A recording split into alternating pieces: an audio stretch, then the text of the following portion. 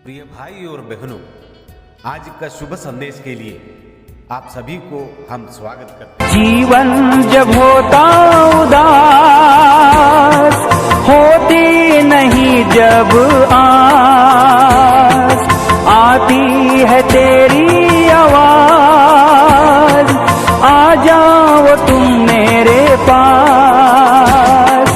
जीवन जब होता उदास, होती नहीं जब आस, आती है तेरी आवाज, आ जाओ तुम मेरे पास। तेरे सहारे बिना होती है राहें वीरान, तेरे सहारे बिना होती है राहें वीरान। जीवन का मेरे तू रखवाला, हर पल तू मेरा विधाता है। जीवन का मेरे तू रखवाला, हर पल तू मेरा विधाता है। आज का संदेश ब्रदर शैलेश अंगलेश्वर से बांटा जाएगा। प्रार्थना के साथ सुनिए। परमेश्वर के नाम की महिमा हो। आज के शुभ संदेश सुनने वाले सभी श्रोतागणों को मेरा प्यार भरा सलाम। आज के मनन के लिए हम यूहन्ना रचित सुसमाचार उसकी 10वीं अध्याय कलम 24 और 25 हम पढ़ेंगे। तब यहूदियों ने उसे आ घेरा और पूछा, तू हमारे मन को कब तक दुविधा में रखेगा? यदि तू मसीह है तो हमसे साफ साफ कह दे।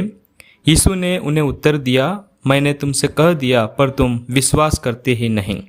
जो काम मैं अपने पिता के नाम से करता हूँ वे ही मेरे गवाह हैं। परमेश्वर के नाम की महिमा हो। पढ़े वचन से परमेश्वर हमको आशीष करें।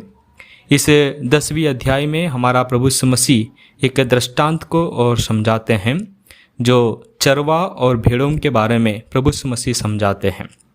प्रभु यीशु मसीह इस प्रकार कहना चाहते हैं कि अच्छा चरवा मैं हूँ और अच्छा चरवा अपने भेड़ों के लिए प्राण देते हैं। और जो इससे पहले आए हैं वे सभी चोर और डाकू हैं। जैसे इस प्रकार प्रभु ने समझाया, वो चोर इसलिए आते हैं कि और चोरी करने के लिए आते हैं, लेकिन प्रभु यीशु मसीह आए हैं सभी को और बहुतायत से जीवन और देने के लिए आए हैं। इसलिए प्रभु यीशु मसीह ने इस प्रकार कहा, अच्छा चरवा मैं हूँ और अच्छा चरवा अपने भेड़ों के लिए और प्राण देते हैं। तो प्रियो, एक बात यहाँ पे समझना है, तो इस भेड़ कौन है? हम सभी एक भटके हुए भेड़ों के समान हैं, जो परमेश्वर के नज़र से हम भटके हुए लोग हैं। इस भटके हुए भेड़ों को बचाने के लिए और प्रभु यीशु मसीह और अपना महिमान स्वर को छोड़कर इस संसार में आए हैं। इस बात को इस अध्याय में और इस दृष्टांत में प्रभु यीशु मसीह समझाते हैं। लेकिन जो हमने और भाग जो पढ़ा है, जो कलम पढ़ा है, उधर एक बात इस प्रकार हम देख सकते हैं। यहूदी लोग और प्रभु यीशु मसीह को और एक प्रश्न पूछते हैं और इस प्रकार कहते हैं, यदि तू मसीह है तो हमसे साफ साफ कह दे। तो प्रियो, यहाँ पे देखना, प्रभु यीशु मसीह और संसार में थे, सभी यहूदी लोगों के बीच में थे, लेकिन इन यहूदी लोग यही और परमेश्वर का पुत्र है, यही और परमेश्वर है, इस बात पर वो लोग और विश्वास नहीं करते थे। सभी यहूदी लोग और दुविधा में हैं। सभी यहूदी लोग एक टेंशन में हैं कि मसीह जो है क्या आप ही है, जो आने वाला परमेश्वर आप है क्या? इस बात के लिए सभी यहूदी लोग और दुविधा में हैं। लेकिन प्रभु यीशु मसीह ने इस प्रकार उन्हें कहा, मैंने तुमसे कह दिया पर तुम विश्वास करते ही नहीं। तो प्रभु यीशु मसीह उनको ये बात प्रकट करने के लिए चाहते हैं, जो आया हुआ जो मनुष्य, जो आया हुआ परमेश्वर मैं ही हूँ, इस बात और यहूदी लोग और विश्वास नहीं करते हैं। प्रियो, हम इस कलम पढ़ने से हम एक बात इसमें और सोच सकते हैं। अगर यहूदी लोग वो समय पर भी प्रभु यीशु मसीह को और आमने सामने देखते हुए भी लोग दुविधा में थे, लेकिन आज से 2022 साल प्रभु इस संसार में आए, तो इस प्रभु और आने का क्या उद्देश्य था, इस बात को हमको और सोचने की बात है। हम यूहन्ना रचित सुसमाचार उसकी पहली अध्याय कलम 1 और 2 में हम इस प्रकार पढ़ते हैं, आदि में वचन था और वचन परमेश्वर के साथ था, यही आदि में परमेश्वर के साथ था। तो इस प्रकार हम देखते हैं कि आदि में और वचन था और वचन परमेश्वर के साथ था। परमेश्वर सारा सृष्टि का मालिक है, जो अपने वचनों से इस सृष्टि का और उत्पत्ति किया। तो आदि में और वचन था। तो प्रियो, ये वचन और क्या बना, ये प्रियो वचन हमारे लिए क्या हुआ, ये एक सोचने की बात है। तो हम यूहन्ना रचित सुसमाचार उसकी पहली अध्याय कलम 14 में इस प्रकार हम पढ़ते हैं, वचन देहधारी हुआ और अनुग्रह और सच्चाई से परिपूर्ण होकर हमारे बीच में डेरा किया। तो देखना, आदि में जो वचन था वो वचन देहधारी हुआ। इसका मतलब है कि वचन ने और मनुष्य का रूप धारण किया और सच्चाई से परिपूर्ण होकर हमारे बीच में और डेरा किया। मतलब ये परमेश्वर, जो स्वर्ग का परमेश्वर, एक मनुष्य रूप धारण कर और संसार में आए। यही बात उस समय पर वो यहूदी लोग और विचार नहीं कर सके। इस बात के लिए वो लोग और दुविधा में हैं। लेकिन प्रियो, आज मुझे सुनने वाले सभी श्रोतागणों, मैं आपसे एक बात और इस प्रकार कहने के लिए चाहता हूँ। ये परमेश्वर एक मनुष्य रूप धारण करके और संसार में आए।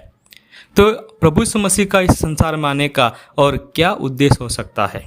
और एक ही बात के लिए और प्रभु यीशु मसीह और संसार में आए हैं, सभी मनुष्य का और उद्धार के लिए प्रभु यीशु मसीह और आए हैं। प्रियो, हम पहला तीमुथियुस की पत्री उसकी 2 अध्याय और कलम 3 में इस प्रकार हम पढ़ते हैं, और इस प्रकार लिखा है, हमारे उद्धारकर्ता परमेश्वर को अच्छा लगता और भाता भी है, जो ये चाहता है कि सब मनुष्य का उद्धार हो और वे सत्य को भली भांति पहचान ले। तो हमारे परमेश्वर को और इस बात बहुत अच्छा लगता है कि सभी मनुष्य का उद्धार हो और सभी मनुष्य इस परमेश्वर को और जान ले। तो प्रियो, देखना, ये प्रभु यीशु मसीह संसार में इसीलिए आए हैं कि सभी मनुष्य का और उद्धार हो। हम परमेश्वर को धन्यवाद देना चाहिए। वो समय पर यहूदी लोग प्रभु यीशु मसीह को देखते हुए भी वो लोगों ने उस पर विश्वास नहीं किया। लेकिन आज के समय पर ये प्रभु मसीह पर और जो कोई विश्वास करता है तो सभी के लिए एक उद्धार का कारण बन जाता है। हम अनदेखे प्रभु को आज विश्वास करते हैं। प्रियो, ये प्रभु इसीलिए आए हैं कि सभी मनुष्य का और उद्धार हो। हम वचन इस प्रकार पढ़ते हैं कि इस संसार में कोई भी मनुष्य और धर्मी नहीं है। परमेश्वर के नज़र में सभी अधर्मी लोग हैं।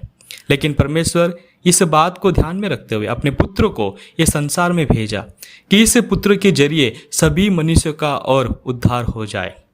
हम यूहन्ना रचित सुसमाचार उसकी 3 अध्याय की 16 कलम में इस प्रकार पढ़ते हैं, परमेश्वर ने जगत से ऐसा प्रेम रखा कि जो कोई विश्वास करे उसका नाश न हो परंतु सभी को अनंत जीवन मिले।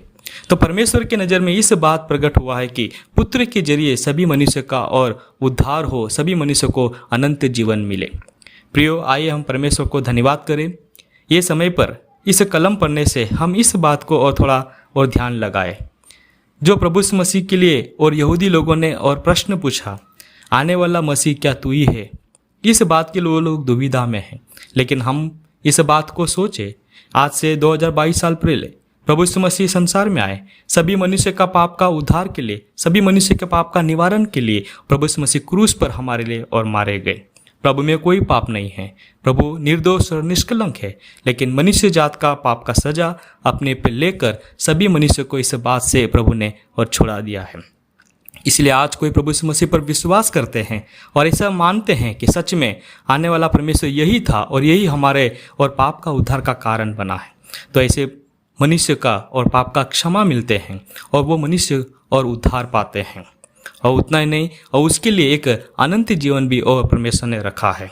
इसलिए प्रियो, आज की सुबह के समय पर सुनने वाले सभी श्रोतागणों को मैं इस प्रकार कहना चाहता हूँ, अगर कोई मनुष्य इस प्रभु पर विश्वास न किया हो तो वो प्रभु पर विश्वास करे, अपने पापों को और मान ले, प्रभु को अपने हृदय में स्वीकार करे, तो सच में उस मनुष्य का उद्धार होते हैं और एक स्वर्ग का वारिस और बन जाते हैं। इसीलिए परमेश्वर अपना महिमा को छोड़कर ये संसार में हमारे लिए आए हैं।